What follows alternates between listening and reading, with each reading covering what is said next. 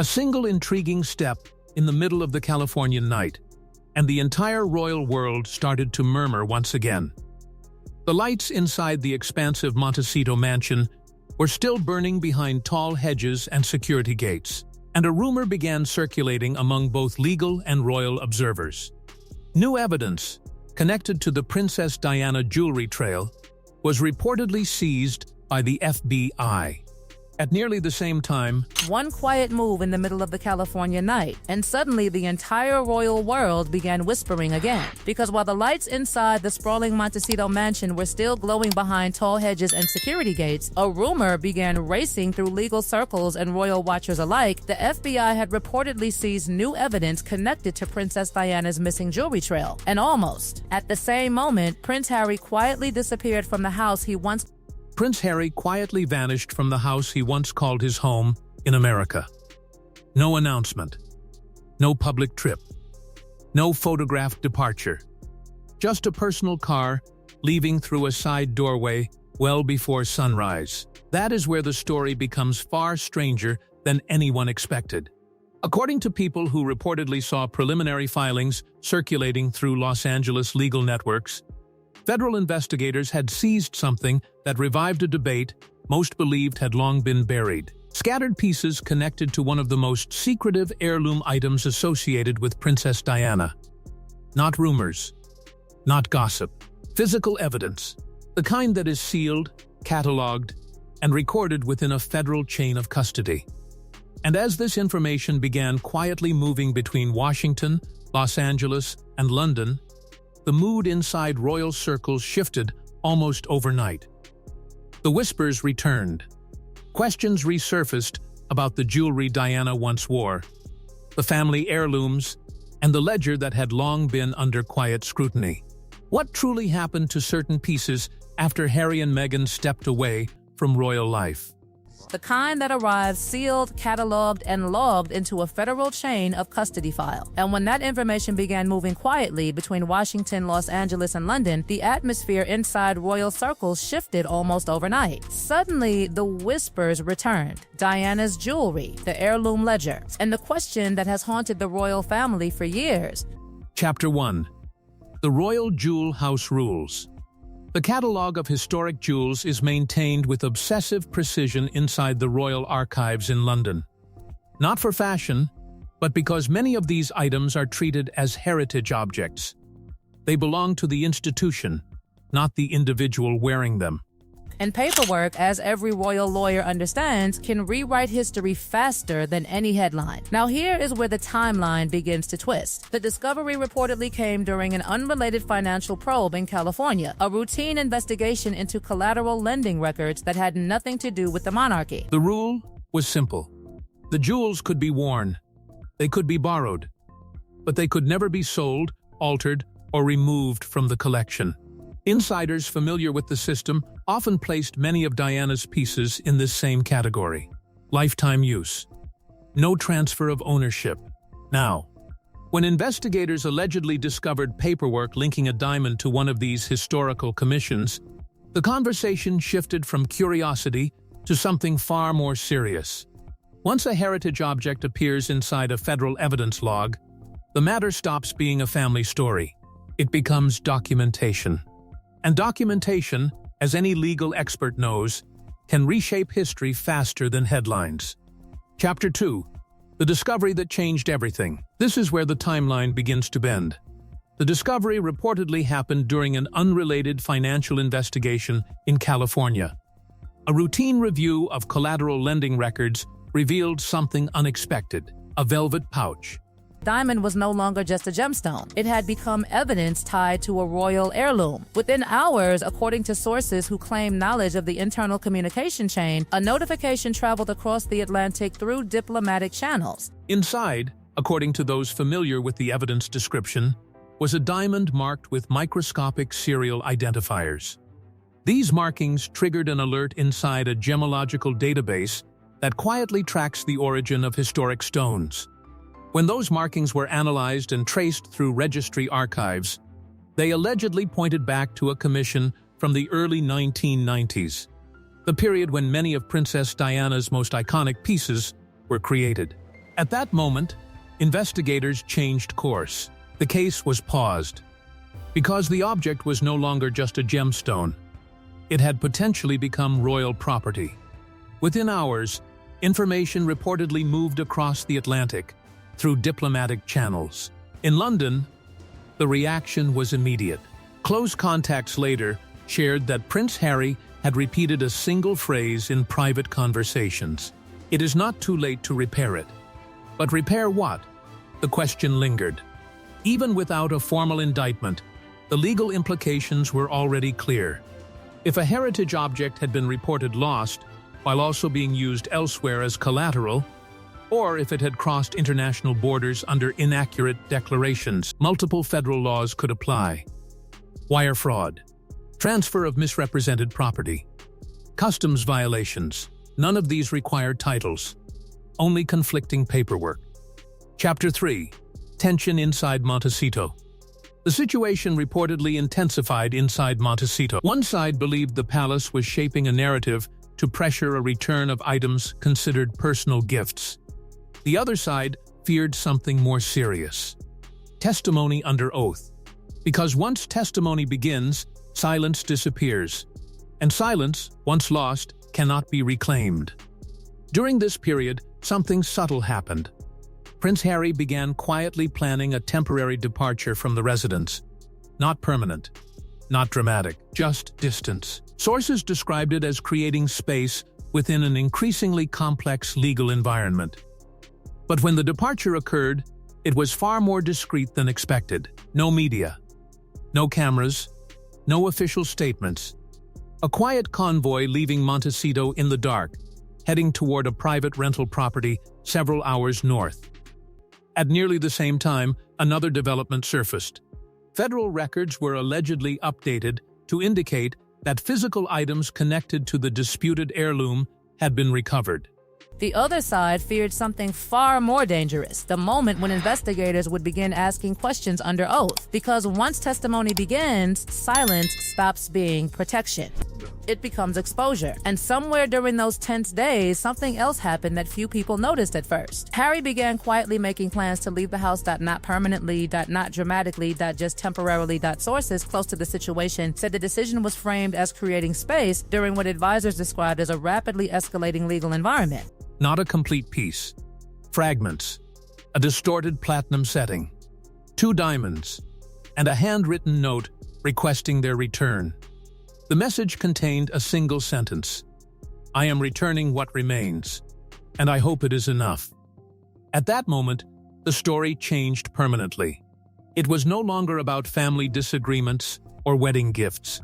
And a handwritten note said to accompany the return that the note contained only a single sentence: "I return what is left and pray it is enough."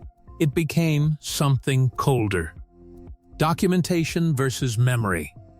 Evidence versus narrative. And as both sides prepared for what came next, one reality became unavoidable. The investigation was no longer quiet. It was moving toward the courts. And Prince Harry, who once believed distance from the palace would bring peace, now stood at the center of an international legal storm. Chapter 4. The power of physical evidence. Once the recovered items were placed inside a federal evidence facility, everything changed. Till then, the story had lived quietly in speculation, conversations, commentary, conflicting accounts. Believed distance from the palace would bring peace, now found himself standing at the center of a controversy stretching across 2 continents. The kind of controversy that does not disappear when someone leaves a mansion in the middle of the night. But physical evidence changes everything. The moment the damaged platinum structure and the 2 diamonds were documented, photographed, and secured, the case shifted from discussion to legal process.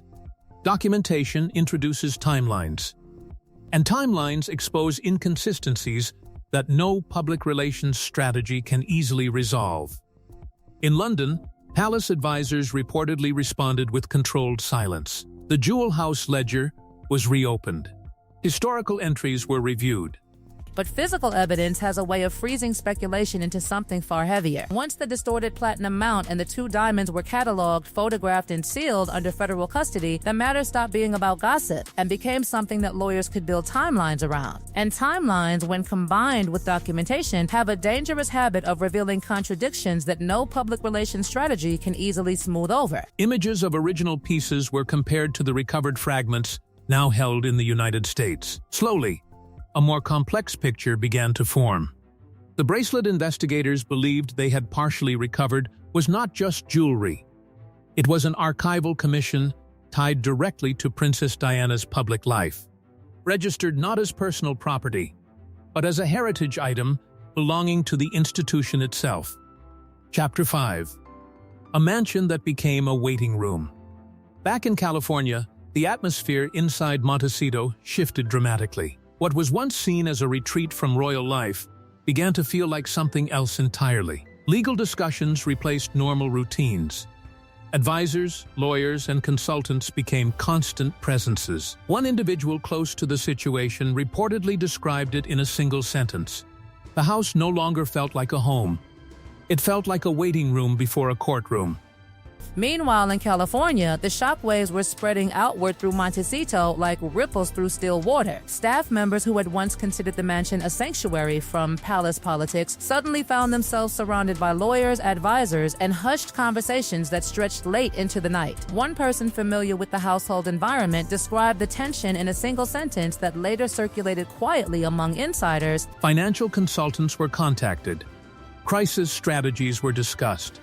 And amid all of this, Prince Harry's absence became increasingly noticeable. Friends suggested his departure was not driven by conflict, but by concern. Because as investigators examined financial records more deeply, new questions continued to emerge. Insurance filings, customs declarations, lending agreements, each document forming a thread. And when those threads are pulled together, a pattern begins to appear. Chapter 6. The insurance claim. One of the most significant developments involved a 2-year-old insurance claim. Legal observers reported that the bracelet had previously been declared lost, resulting in a substantial payout. At the time, it appeared routine. Valuable items are occasionally lost, and insurers handle such cases quietly. But later findings suggested something far more complicated. If the same item had been reported lost while also being used as financial collateral, the issue moves beyond misunderstanding. It becomes potential misrepresentation. And that carries serious legal weight. That single word carries enormous weight. While those preparations unfolded in Britain, another development quietly deepened the tension in California. Insurance underwriters who had paid out the original claim began reopening their files. Under British law, if a payout is based on inaccurate information, the insurer has the right to void the policy retroactively and demand restitution. At the same time, insurers reopened their investigations. Under certain legal frameworks, payouts based on inaccurate information can be reversed. That introduced a new force into the situation. Not just royal representatives or federal authorities, but financial entities seeking recovery. 3 separate pressures began to align: legal, institutional, financial. Chapter 7. Public reaction. Public attention intensified rapidly. Online discussions grew louder. Narratives shifted. What was once framed as a personal disagreement began to be viewed through a legal lens.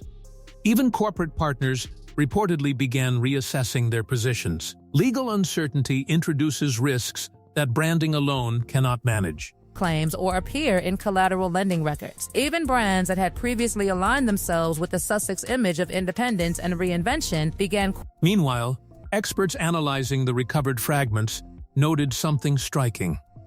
The structure of the bracelet was heavily damaged.